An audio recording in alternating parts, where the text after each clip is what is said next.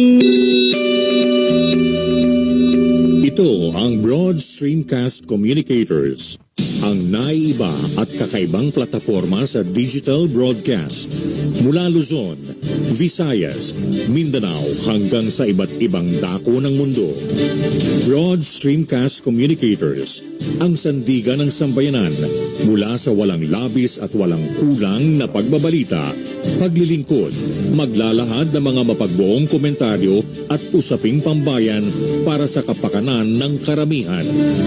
Broad Streamcast Communicators, tuwirang maglilingkod ngayon hanggang sa susunod na henerasyon.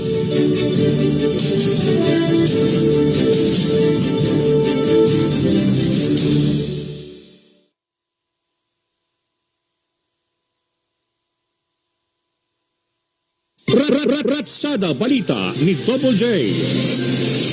Maglalahad ng mga naglalagablab na mga balita sa loob at labas ng bansa. Ratsada Balita ni Double J. Magbibigay daan sa tunay na daloy ng walang labis at walang kulang na mga balita. Ratsada Balita ni Double J.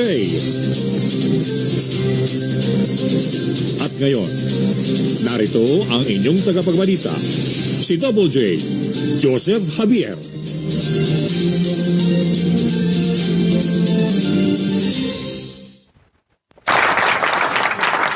Wow, nakaka-overwhelm naman yung mga palakpakan natin dito sa mismong mga nanonood ng live dito po sa ating programa Ratsada Balita ni Double J.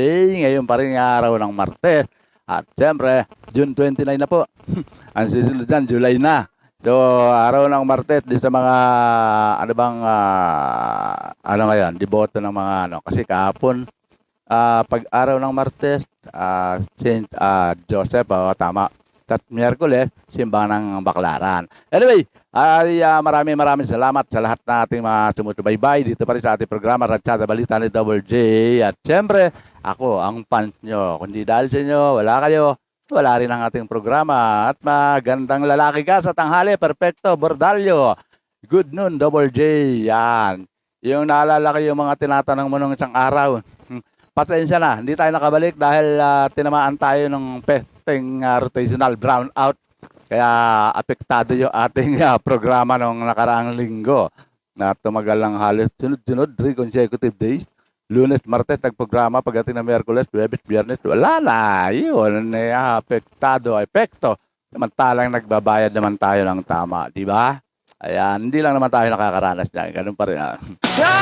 Turn on Dutch.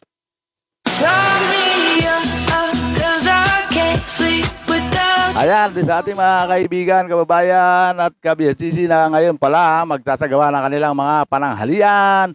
Happy lunch po, Happy lunch day. At saka siyempre di sa mga nagsasagawa ng lunch break ngayong araw na to, ngayong tanghali. Tandaan po, oras na tumunog at oras na ng lunch, mas unang yung bigyan ng importansya yan. Dahil yung trabaho, nakakapaghintay yan, andyan lang yan, pwedeng balikan yan. Hindi katulad ng oras na yan, wag na po natin, di bali paghintayin natin ang trabaho, wag lang po ang pagkain yan. Dahil una, number 1, yung pagkain na yan, ang number 1 na panlaban natin bilang bahagi ng ating preventive measures para dyan sa kinakaharap nating lecheng pandemic niyan. Hindi lang naman tayo nakakaranas, buong mundo naman. Anyway, basta importante, wag pong kakalimutan ang lunch, ang pagkain don't skip your meal. At dyan, anyway, kay Perfecto Bordalyo, nag-lunch ka na ba? Baka hindi pa, Huwag kakalimutan ang pagkain. Yan.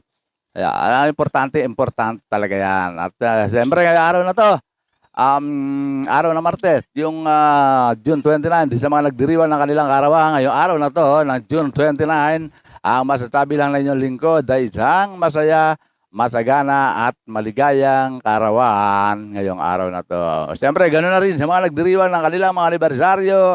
Kahit ba yan, sabihin natin ay second sari, minute sari, hour sari, day sari, week sari, o month sari, o year sari.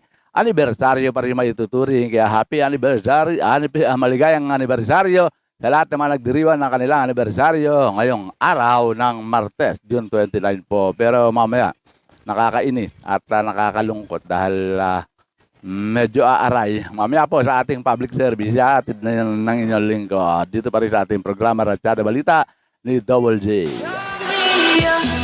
Cause I can't sleep without you, no.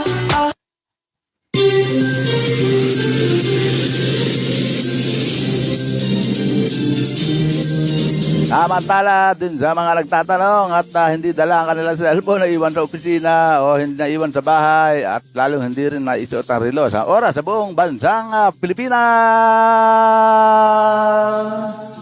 Ganap na pong alas 12:08 ng tanghali. Saglit pa lang yan.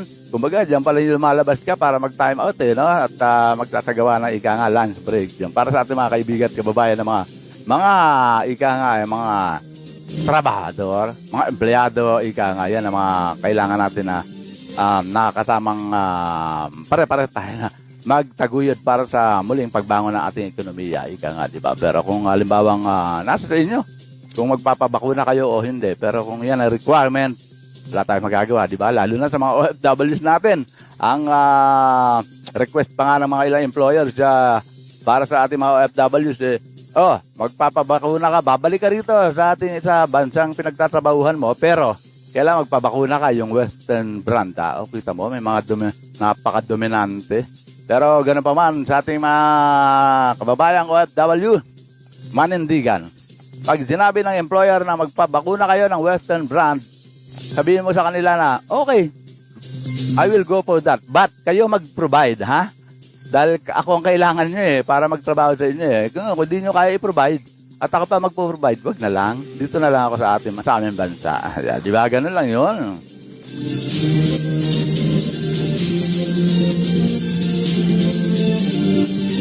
At magandang tanghali rin. Happy lunch time din kay Melda Nagisaram ng Lalawigan ng Batangas. Kabayan, magandang tanghali. At thanks for continuous watching on our program, not my program, our program. Programa po natin lahat to. Ayan.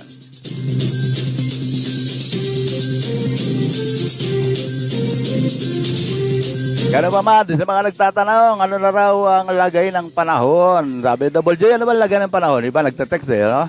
Ayaw niya antabayanan Hindi kasi meron akong may pasok ako lunch break. Titignan ko. Pero gano'n pa man, sinasagot pa rin natin kahit paano. Reply pa rin tayo. Yun sa abot ng ating nakukuhang impormasyon mula naman sa sangay o sa tanggapan ng Pag-asa. Ayan po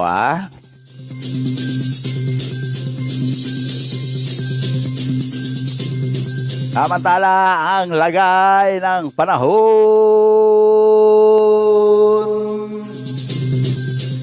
At yung paalala pala, reminder sa akin ni Perfecto Bordalio, sa mga member ng petisyon to stop loan shark, sila, huwag kayo pa-apekto sa pang-i-stress ng mga demonyong loan shark na yan. Okay, actually, Perfecto, bago tayo tumuloy sa ating programa, sa paghati ng mga balita, nakipag-ugnayan na tayo dyan. At hindi lang naman kayo ang mga apektado, marami na rin na sinamantala ng mga pesting, mga loan sharks na yan, mga nagsasagawa ng through online na akala mo nakakatulong. Yung pala, paperwisuhin ka lang, Nakipag-ugnayan na tayo sa sangay ng National Bureau of Investigation. Ang sinasabi lang nila, walang problema. Mr. Javier, aksyonan natin yan. Basta importante lang, dumulog sila sa amin dito sa aming tanggapan. Sa ganun mabigyan namin sila ng kaukulang aksyon at makuha namin ng mga details sa kanila. At kailangan talaga merong proper complainant. Kaya, perfecto. Punta kayo. At punta kayo sa sangay ng tanggapan ng anti-cybercrime diyan sa opisina. At diyan ay asikasuhin kayo. Ibigay nyo lang lahat ng inyong mga complaint. Action na nila yan. Dahil hindi lang naman may mga nauna na nagkaroon ng mga ganyang complaint na action na naman talaga supposed to be. Kaya naman ang mga reklamo, lalo na yung mga nakakala mo kung makapagbanta para bang ayang ka lang at para pagbantaan ka, di ba? Grabe. Anyway, Gaya ng pangako ko sa inyo, makikipag-coordinate tayo, alamin natin kung ano ang dapat at kung paano, yun lang. Wala kayong dapat gawin, kasama na yung mga kasamahan at mga biktima ng nasabing loan site na yan. Go to the NBI. Punta kayo sa Anti-Cybercrime Office at asikasuhin na kayo dyan, ha? Sabihin nyo lang na nakipag-ugnayan kayo dito sa ating programa at yun yan, nakipag-coordinate naman tayo sa kanila. Yun lang. Anyway, sabi naman ng one of my top fans, si Josephine Roquero. Josephine Roquero, I remember na 70s, 80s, naging kandidata po ng Binibining Pilipinas. Sabi niya, good afternoon, Double J, blessed Tuesday. God bless and God first. Lagi naman mga mga paalala nyo, mga advice nyo na ganyan. Malaking tulong para sa inyong lingkod dyan. Maraming salamat. Baka hindi pa kayo naglalans, ha? Mel, Josephine, and Perfecto, baka di pa kayo naglalans, please. Kain na, importante yan. Tako tayo sa lagay ng panahon. Ayan. Asahan na raw ang mga patuloy na pagulan dahil itong ito yung mga peak season para sa pagulan. Kung magtatanong naman kayo kung mayroong bagyo na binabantayan sa kasalukuyan, meron lang tinututukan at through satellite ang ating pag-asa na namumuong LPA. Pero hindi pa raw ito ganap na bagyo. At asahan na rin na sa mga susunod pa na mga araw, meron na. At hindi pa yun nilalagyan ng pangalan. Pero hanggat hindi pa yan totally na nabubuo na, wala pong dapat ipag-alala. At yun daw pong pagulan dito sa Kalakhang, Maynila, kasama ng buong NCR Bubble Plan. Asahan na rin ang pagulan. At hindi lang naman dito makakaranas ng pagulan sa Metro Manila, sa NCR, maging sa ilang karatig lalawigan katulad ng Mimaropa, na Calabarzon, at maging sa bahagi ng Northern Luzon, asahan na raw po ang pagulan. Kaya nga yung bahagi ng Nabotas binaha di sa biglang buhos ng ulan kahapon at kagabi. Kaya asahan na po. Pero dapat lang na piging tayo sa Metro Manila Development Authority. Gaya ng kanilang pinangako na naghahanda sila, lalo na ang kanilang mga sinatawag na pumping station upang sa ganun daw ay agad namang makuha itong mga pagbaha at maidala sa Manila Bay. Pero ganun pa man, may nangyari ng pagbaha. Kaya piging po sa ating Metro Manila Development Authority, mukhang Chairman Ben Avalos, mukhang hindi yata tumugon ang inyong mga inatasan task force at parang wala lang, ganun lang. Nangyari po mga ilang pagbaha dito sa Kalakhang, Maynila. Ayan ba? At gaya ng binanggit na inyo lingkod, dyan lang po ang ating asahan sa lagay ng panahon. At kung medyo meron mga pag-init, normal lang yan. Alam niyo naman tayo na we are born in the tropical country. Kaya matitibay ang ating mga resistensya, ang immune system. Dahil sanay tayo sa lamig, sanay tayo sa init, sanay tayo sa tag-ulan at tag-araw. Yan po At siyempre, tatako naman tayo sa ating public service.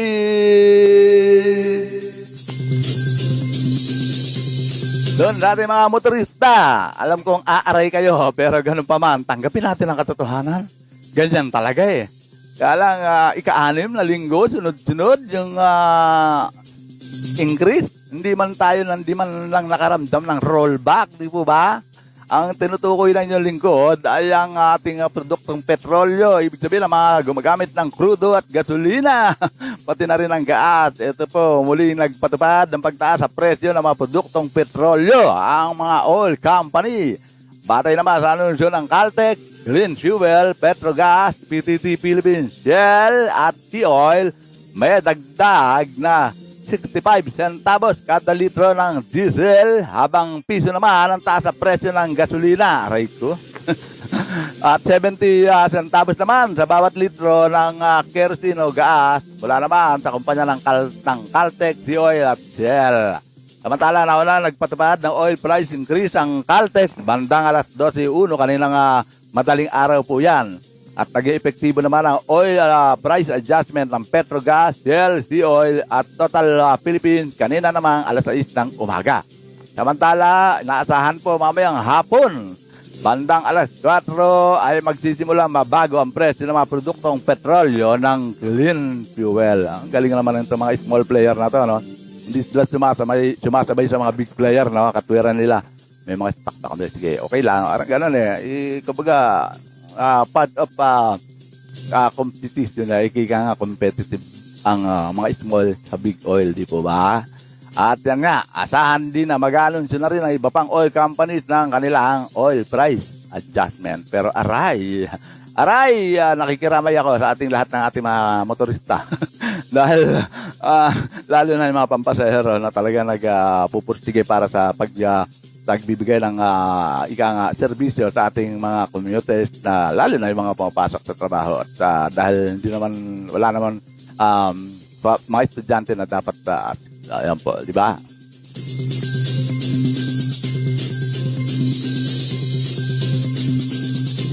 At samantala, doon sa hindi nalalaman, para ipagbigay alam din po sa inyo kung din sa mga babanggitin ko na mga lugar, kung halimbawa kasama na po ito, halos buong bansang Pilipinas ang magkakaroon ng tinatawag na GCQ with restriction sa Metro Manila.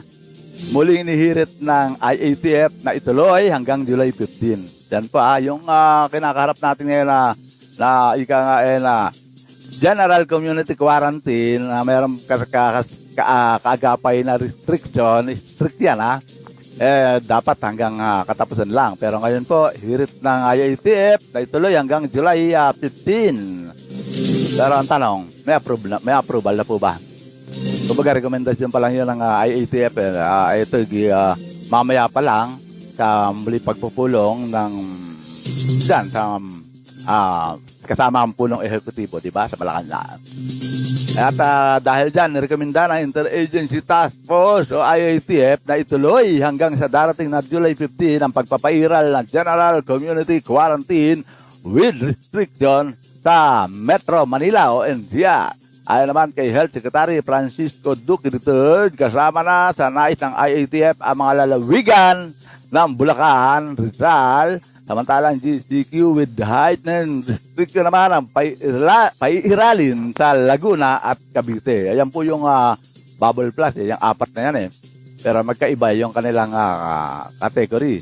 Kumbaga, pareha naman sila ng GCQ, kaya lang merong restriction dito sa katulad ng mas mabigat na restriction sa bahagi ng Laguna at Cavite. Yan po Dahil magugunita na binuo ang NCR Plus bubble na kinabibilangan ng Metro Manila, Laguna, Cavite, Bulacan at Rizal noong Marso dahil sa pagsirit ng COVID-19 ng mga kaso, ngunit binuwag na ito nang bumaba na mga kaso sa NCR. At ito po yung ilan sa mga tinatawag na rekomendasyon ng IATF na sa buong buwan ng Hulyo ay paiiralin ng GCQ sa ilang mga pangunahing lalawigan at lungsod kasama na mga kilalang tourist destination. Yan po Doon po pakiabiso sa inyong mga kaanak, kaibigan na nandito sa mga babanggitin kong lugar. Ito po. At yan po yung mga tinatawag na lalawigan, lungsod at kilalang mga tourist destination. Narito po una, Baguio City, Ifugao, City of Santiago, puro sa bahagi ng Northern Luzon to. Isabela, Nueva Vizcaya, Quirino, at nakasama na rin ang Southern Luzon, Batangas, Quezon, Guimaras, Aklan, Bacolod City, Negros Occidental, Antique, Capiz, Zamboanga, Sibugay, City of Zamboanga, Iligan City, General Santos City, Sultan, Kudarat, Sarangani, Cotabato, South Cotabato, Agusan del Norte, Surigao del Norte, Agusan del Sur, at Cotabato City. Ayan po yung makakasama dyan sa tinatawag na GCQ. Pairalin hanggang po hanggang sa buong buwan ng Hulyo, ng July po. Samantala, ang mga lugar naman na matataas pa rin ang bilang ng mga kaso ay nire-recommenda na sumailalim sa mahigpit na Modified Enhanced Community Quarantine. Ito po yung MECQ. Ito po mga lugar para sa ganun alam at maipaalam sa inyo mga kaibigan at kaanak, no? Nangunguna na ang Cagayan, Apayao, Bataan, Lucena City, Puerto Princesa, Naga, Iloilo City, Iloilo, Negros Oriental, Zamboanga del Sur, Zamboanga del Norte, Cagayan de Oro City, Davao City, Davao Oriental, Davao Occidental, Davao del Oro, Davao del Sur, Davao del Norte, Butuan City, Dinagat Island, at Surigao del Sur. Yan po yung makakasama sa buong buwan ng Hulyo na MECQ. At yan naman ang nirekomenda. Pero as of now, wala pa pong final kung aprobahan ng punong ehekutibo sa kanilang isasagawang pagpupulong mamaya pong gabi yan. Ang mga natitirang lugar naman ay mananatili sa Modified General Community Quarantine o MGCQ. Ayan po. At least alam na natin kung alin yung mga malalagay sa MECQ, GCQ at saka MGCQ. Ayan po ha. Yan ay isa sa mga kasama natin sa ating public service ngayong araw ng Martes. Dito pa rin sa ating programang Radsada Balita ni Double J ang paghahatid ng mga balita na naganap di lamang po kahapon, kagabi, kanina, hanggang sa mga oras na ito na balita.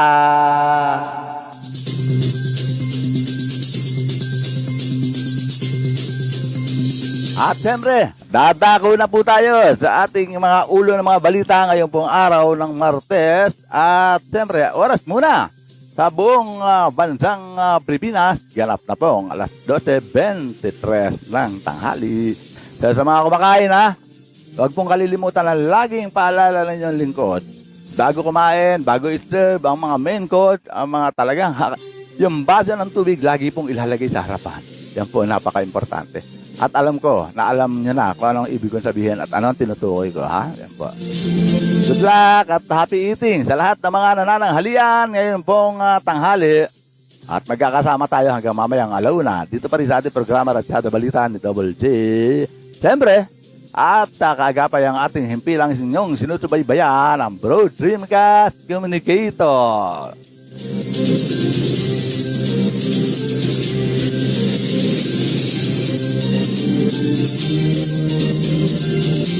Narito na po ulo ng ating mga balita ngayon pong araw ng Martes. Filipino healthcare workers tunay na tatak Pinoy. Ayon sa isang mambabatas. Tatak talaga. Kumbaga, hindi lang tunay na tatak Pinoy. Sinabi na nga, our hero. Lalo na sa panahon ng pandemya po. Dahil hindi nga nila inalintana kung ano yung pwede nilang risk na kanilang kakarapin para lang tumulong at asikasuhin ang pagpapagaling at paggagamot sa ating mga kababayang biktima pa rin ng COVID patient. No? Ayan po. Mamaya, ang buod ng balita na yan. Samantala, 440,155 katao na bakunahan na kontra COVID-19 sa lungsod ng Maynila. Ang bilis ni Mayor Isko Moreno. Uy. Hi, dyan sa ating mga televiewers. Welcome po kayo na magbigay ng inyong mga opinyon at komento kaugnay dito sa ating mga inihahatid na balita o mahalagang impormasyon. Welcome po. At maging kung ngayon man ay merong panawagan o meron man kayong tinatawag na pabate o pa-shoutout, welcome din po dito sa ating programa Radsada Balita ni Double J. Tuloy pa rin po ang paghahatid ng ulo ng mga balita. Samantala, speaking of bakuna pa rin, pagbibigay ng Sinovac vaccine sa mga kabilang sa A1 hanggang A4 categories, sinuspinde ng lungsod ng Taguig. Kasi meron silang tinatawag na vaccination site na ilo-launching yung pong malaki at pwede raw mag 24 hours sila. Pero dahil dun sa napaulat niya ng problema sa Sinovac, medyo sinuspindi muna. Namaya po ang buod ng balita na yan.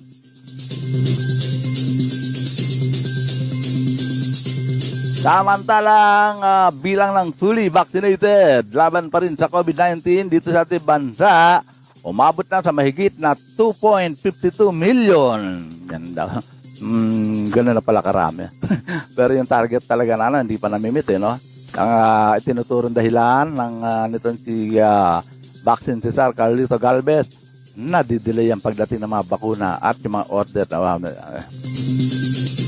mamaya po hatid natin ang buod ng baka ng balita na yan para malaman nyo kung talagang umabot na sa 2.52 million.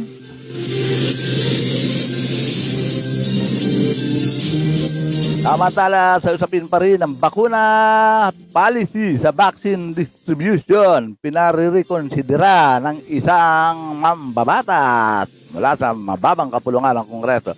Bakit kaya? Siguro nagkakaroon ng problema, baka wala pang mga storage facility na kailangan para hindi ma-expire, di po ba? Para hindi ma-panic, sabi nga. Mamaya po ang mood ng balita na yan. At kaugnay sa lagi nating pinapanawagan, ito po mga lumabag na hindi pagsuot ng face mask, bumaba. Ayon sa DILG, uy, parang hindi makapanipaniwala bumaba daw mula sa kulang-kulang 3,000, bumaba, palakpakan. Yeah. Thank you sa ating mga live audience. Narinig nyo lang, palakpakan lang. Anyway, sabi ng DILG bumaba raw. Pero sabi nga natin yung mga mahigit 2,000 na yan ay padala yan sa West Philippine Sea, di po ba? Para makatulong naman, total matigas sa ulo. At mamaya po ang buod ng balita na yan.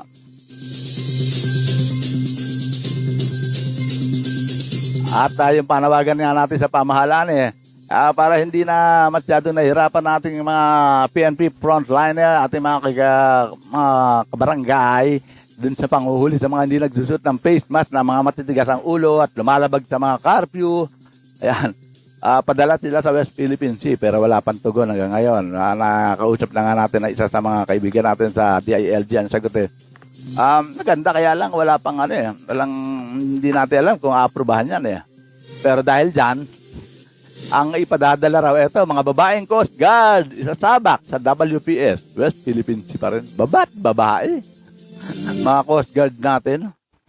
Pwede naman yung mga nahuli na ng para hindi masabi ng Komisyon ng Human Rights na lumalabag sa karapatang pantao dahil hindi raw pwede ikulong mga hinuli. Mamaya po ang buod ng balita na yan. At hindi talaga nawawala pag malapit na eleksyon na yung dating akala nyo magkakampi, magkakaibigan, magkakasama sa mga partido, pero darating pala yung oras na magkakaroon ng hidwaan. Ito po, Duterte kay Pacquiao, maglista ka ng mga kurap. Yan. Alam natin naging trending na yan, no? Mamaya po, malaman natin kung ano yung sinasabi ng Pangulo, pero sa kabila na wala pang sagot ang ating pambansang kamao na senador. Mamaya po, hatid natin ang buo ng balita na yan. Samantala, mula naman sa Senado, Senator Win Gatchalian nababahala sa pagsasara ng 3 power plant sa Benguet. Naku, lalawak ang rotational brownout niyan. Pagka nagkataon niyan. 3 power plant. At yan po ang ating mga ulo ng ating mga balita ngayon pong araw ng Martes. At siyempre, dadako tayo sa buod ng mga nasabing ulo ng mga balita.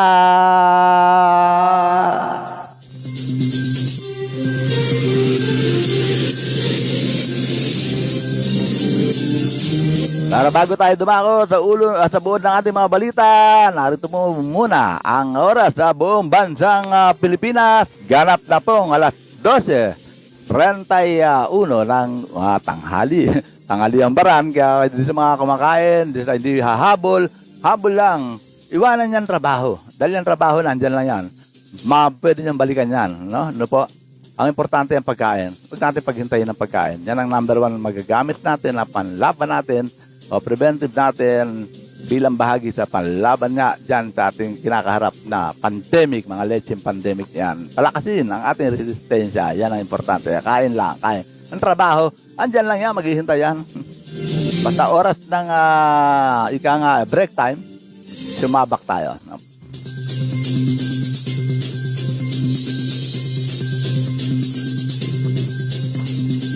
Narito na po ang buod ng ating mga balita.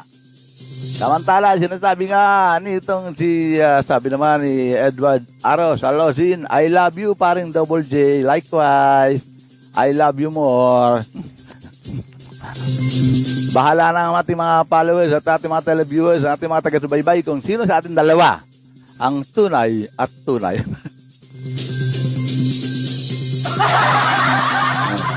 Ayan mo, at maraming salamat sa pagsubaybay at sa yung just keep on watching, ha.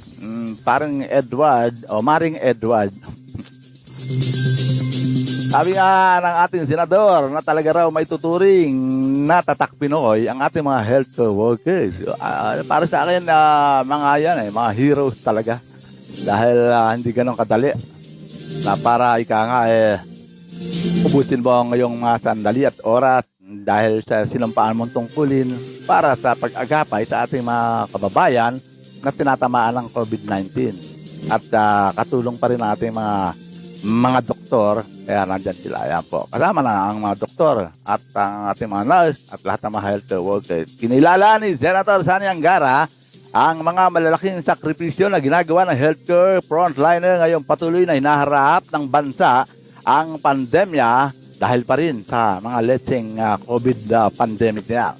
Sinabi pa ni Angara na hindi matatawaran na inilalagay ng healthcare frontliners ang kanilang sarili para gamutin ang mga COVID-19 patient at inaalala ng senador ang mga nagbuwis na ng buhay sa loob at labas ng bansa mula pa nung magsimulang manalasa noong taong 2019 ang nasabing mga coronavirus.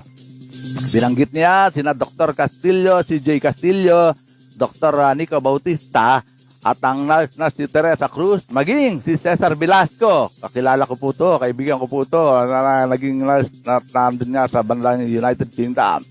Na isang clinical support worker sa United Kingdom na nalagay din sa panganib ang buhay ng 52 araw. Opo, na ano yan, kumbaga coma. Na coma po yan, pero sawa ng Diyos. Lumaban siya. Yan, ika nga ano naman, yun naman talaga importante. Ang number 1 kalaban kasi natin pag tinamaan ka ng COVID, yung number 1, stress. Number 2, dilemma. Dahil wala kang matatawag na kaanak mo, anak mo o asawa na o kapatid o nanay na para kundi andong ka lang. Para ka na, pero inaasikaso ka naman. Kaya lang, masyadong torture po sa isipan ng bawat isang tinatama ng COVID. Di po ba? Kaya po itong mga binanggit nga ni Senator Angara na sina Dr. C.J. Castillo, Dr. Nico Bautista, ang nurse na si Teresa Cruz, at si nurse din na si Cesar Velasco, isang clinical support worker sa UK, na nalagay nga sa coma ng 52 araw. Sinabi nito na napakahusay na pagsiservisyo ng lahat ng mga healthcare workers ay may tuturing na tatak Pinoy na tatanging katangian ng mga Pilipino na kinikilala sa buong mundo. Habang hindi tumitigil ang laban kontra COVID-19, hindi tumitigil ang bilang ng mga Pilipinong handang mag-alay ng sarilit buhay para sa iba at handang sumuong sa gyera kahit pa buhay nila nakataya. Walang hanggang pagpupugay para sa Pilipino health workers at mabuhay ang tatak Pinoy, ayon pa sa senador. Para po sa akin, isang mabuhay. At talaga may tuturing natin na ika nga iba ang kanilang pagsiservisyo na ginagawa laban po dito sa ating kinakaharap na pandemya. Mabuhay ating mga health workers, doktor, nurse, clinical support, lahat na po.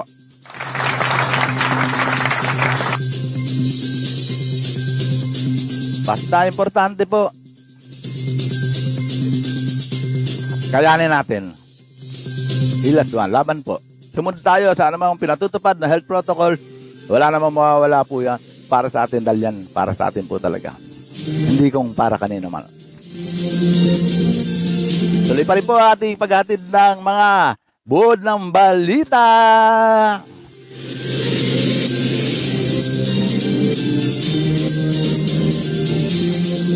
Samantala, 440,155 na katao o yung mga residente ng lungsod ng Maynila na bakunahan na kontra COVID-19. Yan daw ang sabi ni Mayor. Pumalo na sa nasabing bilang na katao nakatanggap ng first dose ng bakuna kontra COVID-19 dito po sa lungsod ng Maynila. Ayon naman kay Manila Mayor Isko Moreno, sa naturang bilang, nasa 158,260 naman ang fully vaccinated na. Wow! Kabilang sa mga naturukan ang mga health workers, senior citizen, person with comorbidities, essential workers, at indigent person. Wow! Talagang iba talaga pag kumilos si Mayor Isko, no? Kahit nung busy pa naman yan ganyan yan minsan nga parang nasasapawan pa nga ang kanyang alkalde. Di ba? Ayan. At ayon kay Mayor Isko, tuloy ang pagbabakuna sa lungsod ng Maynila para maabot ang target ng populasyon na protection. Matatanda kamakailan lamang natanggap na ng lungsod ng Maynila ang kanilang biniling na 400,000 dose ng bakuna na gawa naman ang Sinovac mula sa China. So ngayon, medyo titigil yan, di po ba? Dahil dun sa naging issue. Congratulations po sa alkalde ng lungsod ng Maynila, kay Mayor Isko Moreno. Kakilala po natin. Hindi naman porket kakilala, kundi nakikita naman natin yung ginagawa ng mama. Tayo naman po pag maganda ginagawa ng isang elected official, walang masamang batiin mo siya, pero kung medyo paalalahanan mo. Hindi ka galit ka kanya, kundi paalalahanan mo lang. Congressman, parang medyo yata nagkukulang yung parang hindi na yata, least na yata sa katotohanan niya. Wala namang masama, di po ba? Ika nga ang gamot sa mga taong nakakalimot, paalala. Yan po. Kung ayaw naman nilang tumanggap ng ika nga ng advisory o paalala, bahala na sa buhay niya. Basta hindi tayo nagkulang, di po ba? Samantala, sabi ni Christopher De Los Santos, ang ating top commentator, kabayan, Double J, ang dapat gawin ni Presidente Duterte, bigyan ng pagkakakitaan ang lahat ng tambay na sismoso at sismosa sa Pilipinas. Sila ang gawing mga mata. Sila raw ang gawing mga mata. Yan, gawing mata at tainga laban sa mga kriminal sa bansa. Lahat ng impormasyon na may bibigay nila, ika nga ay may kapalit na bayad. Wow, may bayad pa. Incentive parang gano'n lalong madadamin sismosa niyan, pagkaganyan. Christopher De Los Santos. Pero sa isang banda, maganda naman yung opinion. Maganda naman yung suggestion. Dahil ika nga kaya lang, nakatambay lang sila at gano'n, kung gagawin silang matat, di lalo lang tatambay, di ba? Mas maganda siguro tagabigay na lang ng mga impormasyon. Mata sila, tenga, yan, ganyan. Pero hindi yung puro chismoso. Baka mamaya maibigay, chismosa, baka mamaya kasi maibigay fake news, di ba? Ayan. Anyway, thank you. Thank you, Christopher De Los Santos, ang ating top commentator dito sa ating programa at Ratsyada Balita ni Double J. Tuloy pa rin na po ang ating paghahatid ng mga buod ng mga balita.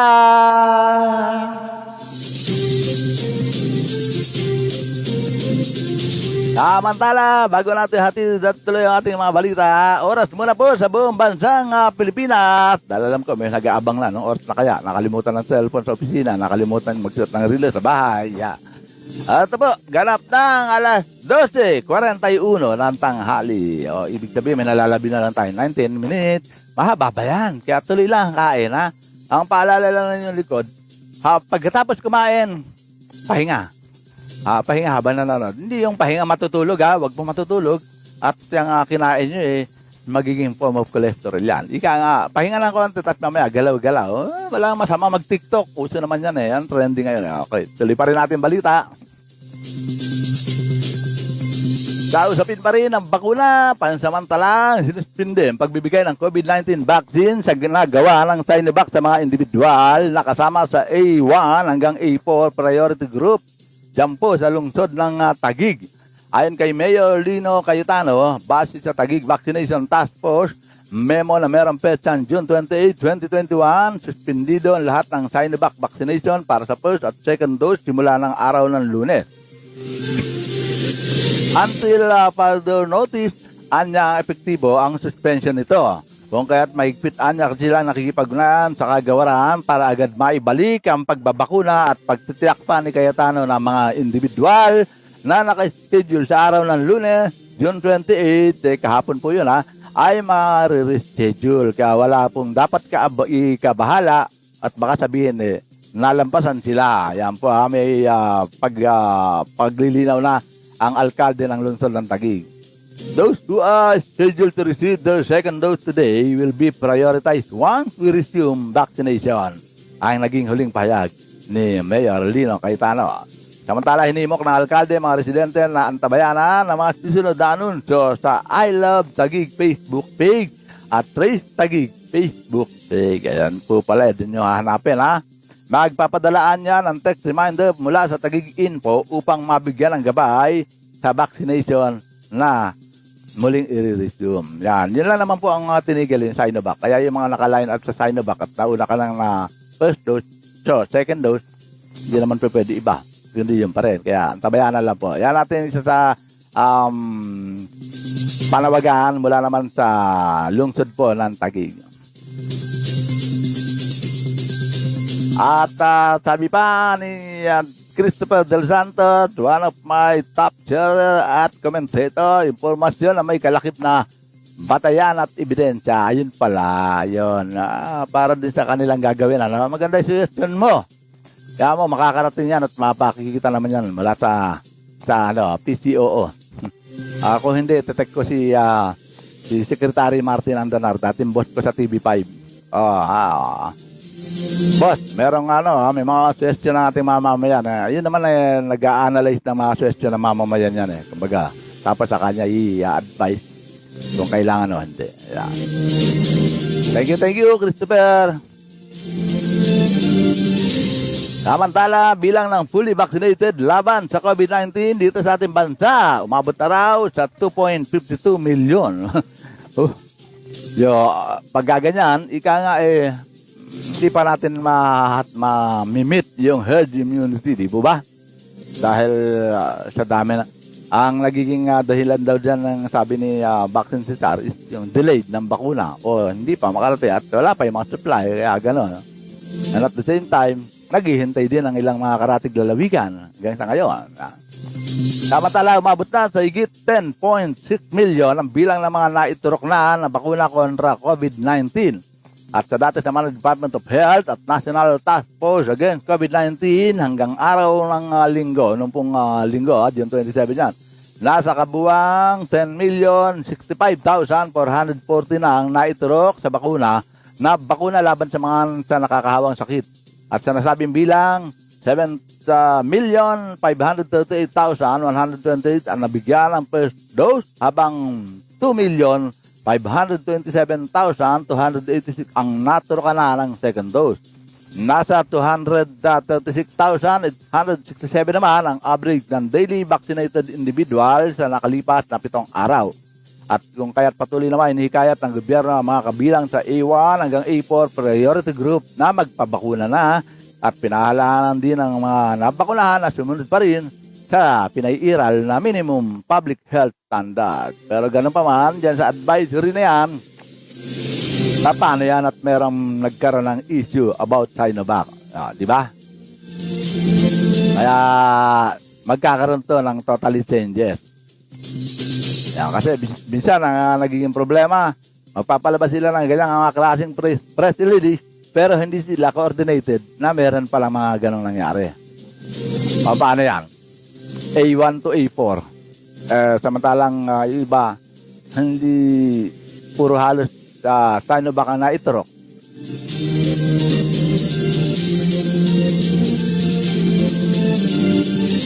Hindi naman po sinasabi na yung lingkod na darating din sa tinatawag na delikado. Hindi naman po. Ang sinasabi lang natin dito is medyo meron lang konting conflict. Ano po? Pero ganun pa man,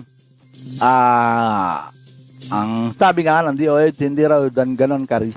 Kumbaga, nagkaroon lang ng sabihin na natin yung conflict o komplikado na yon, siguro dun sa mga hindi talaga advisory na dapat turukan ng Sinovac pero biglang ganun na nangyari. Di po ba? Katulad na nangyari sa bansang Indonesia. At kaugnay pa rin sa tinatalakay natin na balitaan na bakuna. Ito po, policy raw sa vaccine distribution. Yan, pinaririkonsidera na isang opisyal ng Kamara ang vaccination policy ng bansa na nakapokus sa Metro Manila at iba pang malalaking lungsod. And kay Committee on Health Chairperson at Quezon Representative Dr. Angelina Helen Tan, Congresswoman po ito, dapat na preventive ang hakbang sa ganitong sitwasyon. Una lang sinabi ng DOH na kaya ng mas marami ang bakuna sa National Capital Region dahil mataas ang kaso rito, habang sa ibang lugar na nakikita ng surge ay kanila ring binubusan ng dagdag na supply. Apila pa ng House panel, maging pantay-pantay sana ang distribusyon upang ang mga lugar na maingat na tumatalima sa mga protocol ay maabot agad ang herd immunity at sabay-sabay na makabangon ang lahat ng mga lugar laban naman dito sa deadly virus. Pangamba pa ng mambabatas, baka mabaliwala rin ang pagbaba ng kaso sa NCR kung tumaas naman lalo sa ibang riyon dahil sa napabayaan ng mga ito at hindi agad nakakarating ang mga bakuna. Ayun po, may katwiran ang ating mambabatas na isa ring committee ng health chairperson at siya po ay representante ng lungsod ng Quezon, si Dr. Angelina Helen Tan. Dapat din na mapansin yan ng Department of Health at maging si Vaccine Cesar Carlito Galvez, di po ba? Sabi pa ni Christopher De Los Santos, sipag mo boy. May limitasyon talaga ang pag-share ng mga live streaming program sa Facebook. Kapag lumampas ka sa limitasyon, di ka na makakapag-share in 1 month. Oh? May ganon? Hindi wala naman wala naman silang limited Ika nga unlimited din sila. Hindi naman, dahil open ang siguro sa YouTube, yan. Alam ko sa YouTube. Pero dito sa FB, may limitasyon talaga. Lalo pa dito sa atin at tayo ika nga working network na through news, information, public information, and etc. Kaya hindi nila pwedeng yan. Kaya sabi mo, may limitasyon talaga ang pag-share ng mga live streaming program sa Facebook. Kapag lumampas ka sa limitasyon, di ka na makakapag-share in 1 month. Pakicheck mo maigi. Baka meron ka lang ano ba tawag noon? Yung meron ka lang nagkaroon ka lang ng restriction. Tignan mo rin, tignan mo. Thank you, Christopher. Tuloy pa rin ang ating paghatid ng mga balita. Ayan po. Ito po sinasabi natin kanina yung mga lumabag. Di po ba, lagi natin pinapanawagan na para hindi na nahihirapan, sumasakit ang ulo natin mga kapulisan at maging mga barangay tanod at mga barangay opisyal sa laging sobrang paalala at kung kinakailangan aresto, inaaresto dahil nga sa paglabag sa health protocol. Pero mo, lumabag na sa curfew, hindi pa naka-face mask at face shield. Anak, napitong kulango talaga. Dapat sabi natin ipadala dun sa West Philippines. Para may magbantay doon at doon gawin na nila ang gusto nilang gawin. Huwag sila mag-face mask, wag-aga. Hindi po ba? At mapakinabangan naman sila ng ating bansa. At least hindi ka, pero bibigyan na initiative yan. Hindi naman yan. Para magbantay din para pa. Para lang masabi na mapakinabangan naman kayo. Mabot na sa 2,442 katao ay naresto dahil sa paglabag sa physical distancing sa loob lamang na 1 linggo. Sinabi ni Department of Interior Local Government Secretary Eduardo Año na merong 1,556 na katao ang kanilang naaresto mula noong June 21 hanggang June 27. Umabot naman sa 837 na hindi nagsusuot ng face mask at 39 naman sa mass gathering. Bumaba naman ang bilang naman nasita ng hindi nagsusuot ng kanilang face mask. Karamihan sa mga naaresto ng lumabag ay binigyan ng warning. Niimbestigahan na rin nila ang mga government official na nagpapabaya sa pagsasagawa ng mga mass gathering. Ayun po, sinasabi natin. Talagang mananagot dyan. Unang-una, LGUs. Dahil doon sa advisory na dapat nilang sinasabihan agad, ang bawan, mga kapulisan. Number 2, mga barangay official. Di po ba? Kaya ano man ang nahuhuli na ganyan, lumalabag sa mga pinaiiral na health protocol, ang unang mananagot, ang kapitan ng barangay. Then after that, mananagot din ang ating hepe ng pulisya. At masasanction din ang ating LGU sa chief. Siyempre, ang mayora o mayor, di po ba? Yung sinasabi natin, tigat ng ulo ng mga yan sabi ko po, paulit-ulit, padala sa West Philippine Sea. Para mapakinabangan naman. Hindi naman sabi nga nila, hindi naman pwede kulong yan, mapupuno ang kulungan, gano'n. At saka anong kaso, lumalabag kayo sa ating konstitusyon, ganyan lalo na Commission ng Human Rights. Kaya para wala sakit ng ulo, padala ron, di ba? Pero dahil po dyan, sa nangyari yan, at hindi naman yata napapakinggan, ika nga parang taliwas sa kanilang, mas gusto nila yung ano yung ini-implement nila.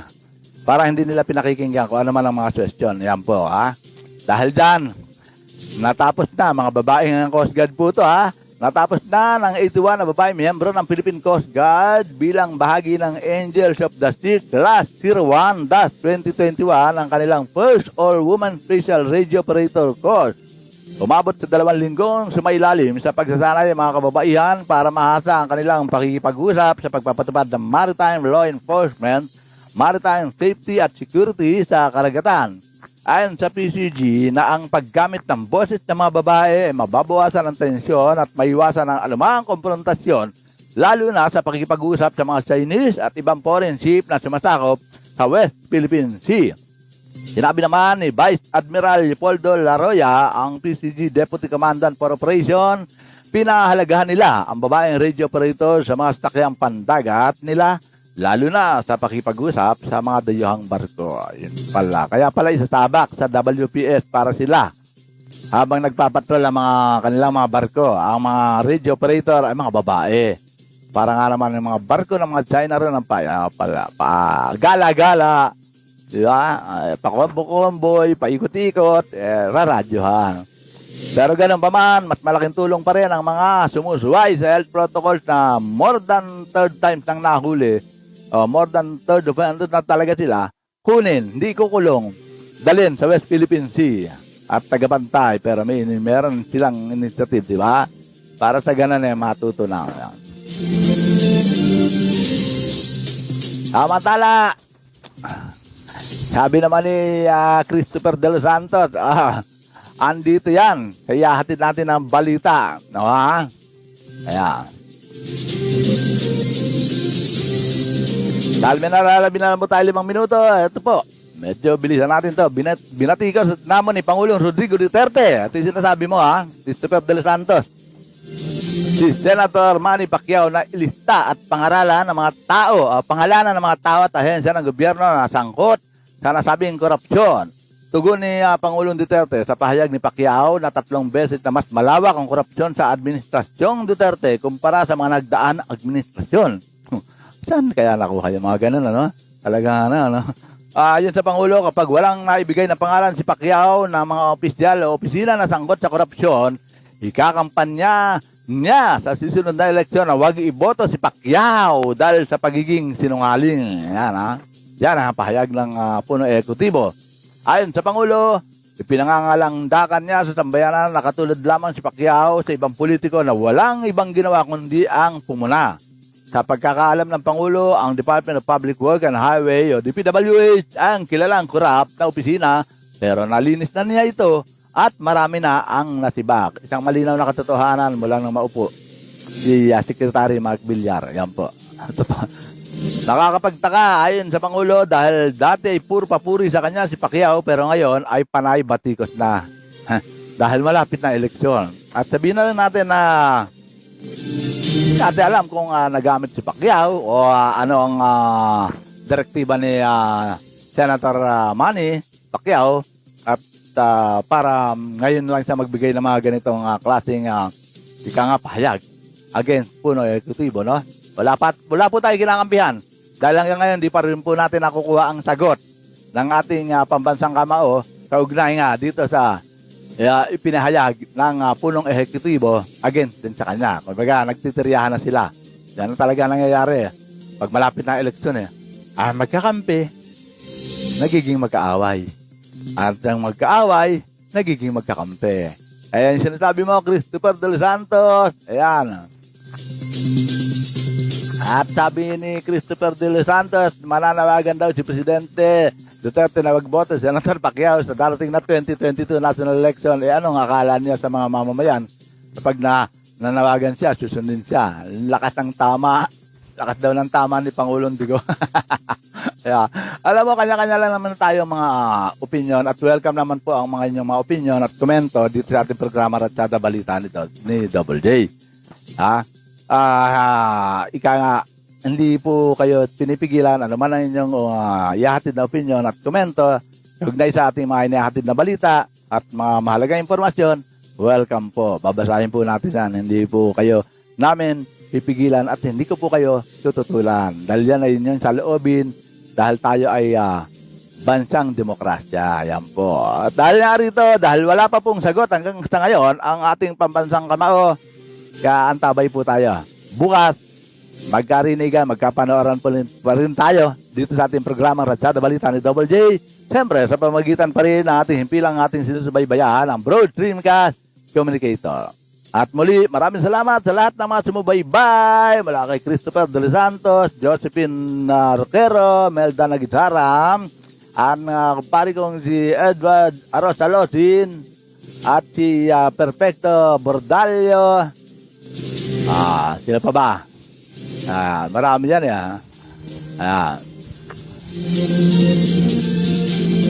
Ano naman lahat walang lahat binati natin. Baka magtampo naman yung iba Yung mga hindi natin na nag-comment, nandiyan naman. Maraming salamat dahil fans nyo ako. At kundi dahil sa inyong mga patuloy na pagsubaybay at pagbibigyan ng suporta sa ating programa, wala po ang programang ito. Kaya dahil po sa inyo, maraming salamat. And request lang po, just to, aside from like, just follow. Yan po importante, Muli, dahil meron lang tayo nalalabing isang oras, isang minuto, ang aking pasasalamat at lagi ko pong hinahatid sa inyo ang katagang God is always on our side. Tandaan nyo, wala po siya sa harapan at lalong wala siya sa likuran natin. Nasa tabi po natin siya. Ano man ang problema ang ating kinakaharap, andyan lang po siya. Pero pag kaya natin, kayanin natin. Huwag natin iasa sa Pangulo. Asa ating Panginoon. Dahil magtatampo yan. Baka sabihin, aasa na. Kaya mo naman. Kayanin natin. Pakita natin sa kanya ang ating dignidad at kakayahan. Pero kung darating yung panahon na oras na talagang hopeless, saka tayo tumawag sa kanya. Hindi niya tayo pababayaan. Andyan lang po siya. Muli, maraming salamat at magkarinigan, magkapanooran tayo muli bukas. Ganap na alas 12, galauna, dito pa rin sa ating programang Ratsada Balita ni Double J. Turn off dodge. Inyong natunghayan at napakinggan ang mga pangunahing balita at paghimay sa mga pangyayari at mga kaganapan dito sa Ratsada Balita ni Double J sa pamamagitan ng Broad Streamcast Communicators. Hanggang sa muli, maraming salamat po.